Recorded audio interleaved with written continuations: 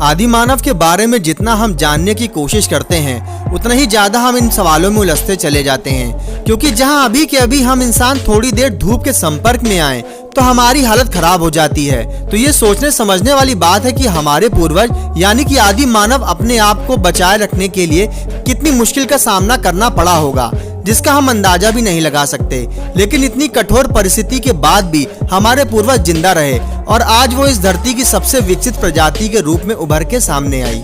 लेकिन अगर हम इतिहास के पन्नों में झांकें तो पाएंगे कि आदि मानव की एक नहीं बल्कि अनेक प्रजातियां हुआ करती थी, लेकिन वो कठिन परिस्थितियों के चलते इस धरती पर सरवाइव ना कर पाने की वजह से विलुप्त भी हो गए। अनेकों प्रमाण होने के बाद भी हमारे साइंटिस्ट के पास कोई सटीक परिणाम नहीं है जिससे ये मालूम हो सके कि इस धरती पर हम मानव की कितनी प्रजातियां मौजूद होगी। हम सिर्फ उन्हीं प्रजातियों के बारे में जानते हैं जिनके अवशेष वैज्ञानिकों के पास मौजूद हैं। हम सिर्फ उन्हीं प्रजातियों के बारे में जानते हैं जिनके अवशेष वैज्ञानिकों के पास मौजूद हैं। लेकिन वैज्ञानिक तब हैरान और परेशान रह गए जब उन्हें एक अलग किस्म के कंकाल के अवशेष प्राप्त हुए जिनकी उन्होंने कल्पना भी नहीं की थी, जिनके बारे में शायद ही आपने कभी सुना होगा। तो चलिए जानते हैं कि ये कौन सी मानव प्रजाति थी, साथ ही साथ ये भी जानेंगे कि वो कैसे दिखते थे और उनका विकास कैसे हुआ था। आदि मानव की इस प्रजाति को होमो नेलिडी के नाम से जाना जाता है। होमो नेलिडी के जीवाश्म साउथ अफ्रीका की गुफाओं में पाया गया है, जो लगभग 2 से 3 लाख साल पुराने हैं। वैज्ञानिकों के अनुसार ये जीवाश्म अलग अलग गुफाओं में प्राप्त हुए हैं। रिसर्च के बाद पाया गया है कि इनमें से कुछ वयस्क और कुछ बच्चे भी शामिल थे।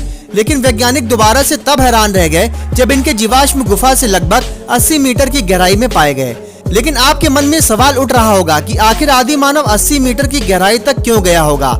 इसका जवाब ये है कि वो हिंसक जंगली जानवरों से बचने के लिए गुफा की इतनी गहराई तक गए होंगे। लेकिन वो गुफा के अंदर किस परिस्थितियों की वजह से मारे गए, इसका सटीक जवाब विज्ञान के पास भी नहीं है। इस पर आज भी रिसर्च जारी है। प्राप्त हुई जीवाश्म पर कई शोध भी किए गए, लेकिन इसका अभी तक किसी प्रकार का खुलासा नहीं हो पाया।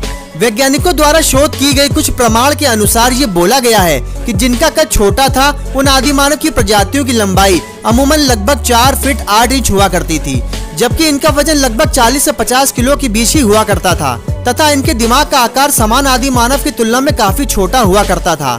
लेकिन जिस काल में होमो नेलिडी की ये प्रजाति धरती पर मौजूद थी, उस काल में होमो इरेक्टस भी इस धरती पर मौजूद थे। ये विषय आज भी एक मिस्ट्री बनी हुई है कि आखिर उस काल में आदि मानव ने कैसे इस धरती पर सरवाइव किया होगा।